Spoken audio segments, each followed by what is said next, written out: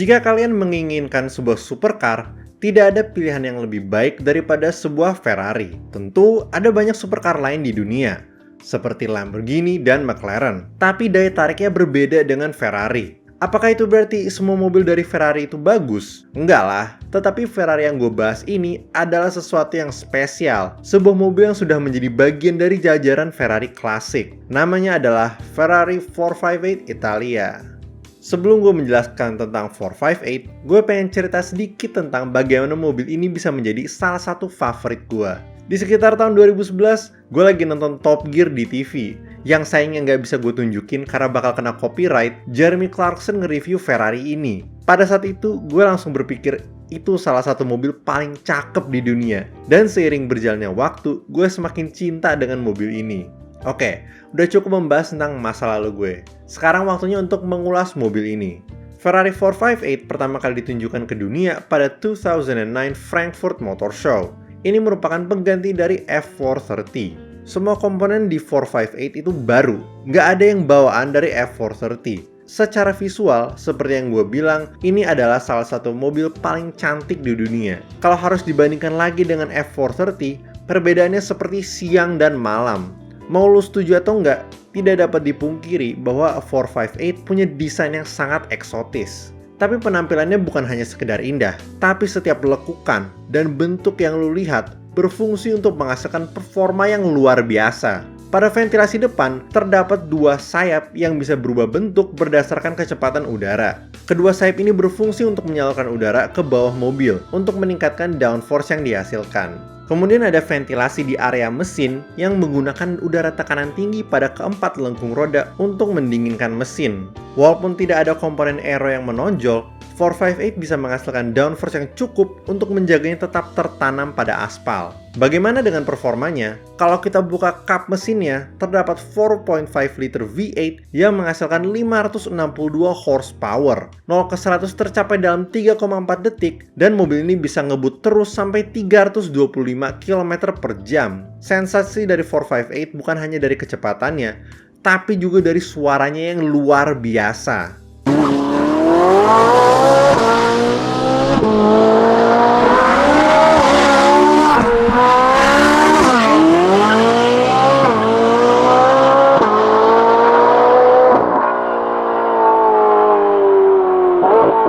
Itu adalah sebuah simfoni yang bisa membuat siapapun tersenyum. Selain itu, mesinnya dipasangkan dengan transmisi kopling ganda 7 percepatan. Ganti gigi berlangsung dengan cepat. Ferrari sendiri mengatakan bahwa setiap pergantiannya hanya butuh 0,4 detik. 458 juga dilengkapi dengan suspensi dan rem karbon baru yang berfungsi untuk membuat mobil ini sangat responsif di tikungan.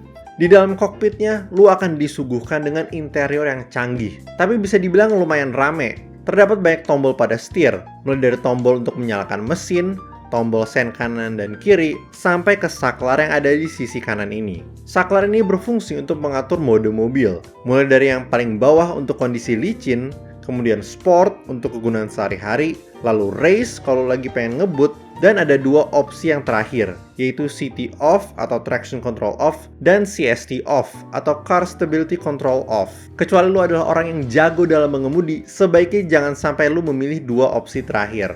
Di panel instrumennya terdapat RPM analog di tengah, dengan layar di sebelah kiri menunjukkan status dari 458 dan di sebelah kanan terdapat speedometer. Atau kalau lu lagi nggak mood ngeliat kecepatan yang ditempuh, bisa diganti dengan peta navigasi atau radio. Walaupun butuh penyesuaian ketika pertama kali masuk, terlihat bahwa 458 punya desain interior yang driver-oriented. Semua tombolnya mengarah ke pengemudi, yang menjamin sebuah pengalaman berkendara yang tidak akan dilupakan. Selain itu, kursi dan panel pintunya dilapisi dengan kulit yang berkualitas. Di tahun 2011, Ferrari mengumumkan versi atap terbuka dari 458 yang bernama 458 Spider.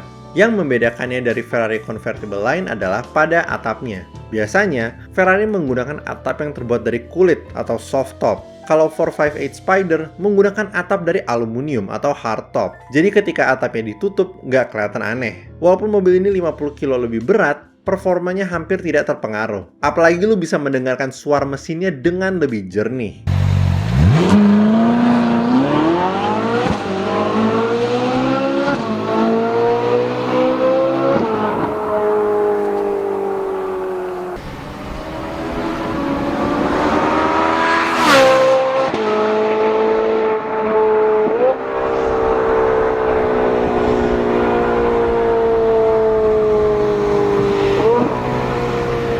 Kemudian untuk orang-orang yang suka dengan 458 tapi pengen sesuatu yang lebih sangar, Ferrari menghadirkan 458 Speciale di tahun 2013. Perbedaannya langsung kelihatan dari eksteriornya. Adanya racing stripe yang membelah bagian tengah mobil ini, kemudian terdapat perubahan pada bumper depan dan belakang yang membuat Speciale kelihatan lebih agresif.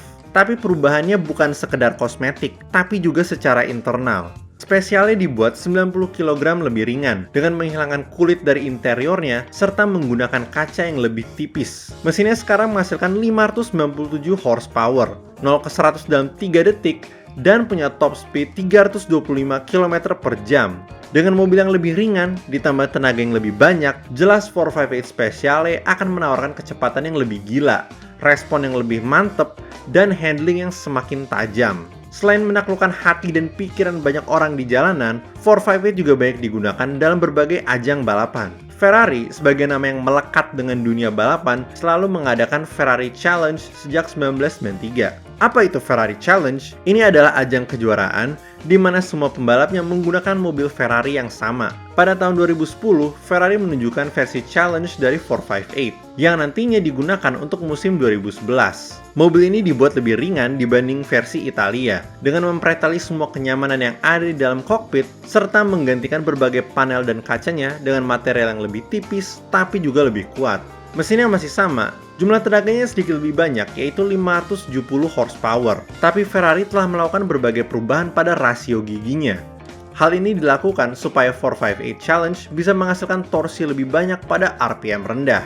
Kemudian di 2014, Ferrari memperkenalkan 458 Challenge Evo. Versi baru ini lebih fokus pada memperbarui aerodinamika dari 458. Dengan hal yang paling mencolok adalah dipasangkannya sayap belakang yang besar. Oke, tadi gue udah ngebahas 458 Challenge, tapi bagaimana dengan ajang balapan lain? Dari pertanyaan ini, kita menemukan Ferrari 458 GTE dan 458 GT3. Gue mulai dari 458 GTE dulu. Buat kalian yang mengikuti World Endurance Championship atau WEC, kalian pasti udah kenal dengan kategori mobil balap LMGTE atau Le Mans Grand Touring Endurance. Tapi buat yang belum tahu, lu bisa cek video gue yang memperkenalkan lu dengan WEC di pojok kanan atas. Nah, Ferrari sejak awal berdirinya WEC di 2011 telah membuat 458 GTE untuk bersaing di ajang balapan ini. Secara visual, punya penampilan yang mirip dengan 458 standar, tapi memang tenaganya dikurangi untuk mengikuti aturan mainnya, sehingga mesin ini hanya menghasilkan 465 horsepower.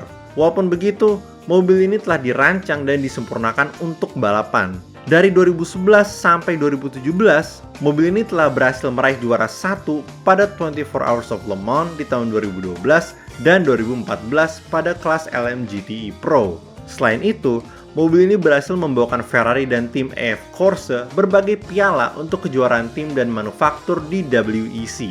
Tentu, 458 GTE bukan hanya mengikuti ajang balapan ini, tapi juga mengikuti kejuaraan lain seperti European Le Mans Series dan Asian Le Mans Series.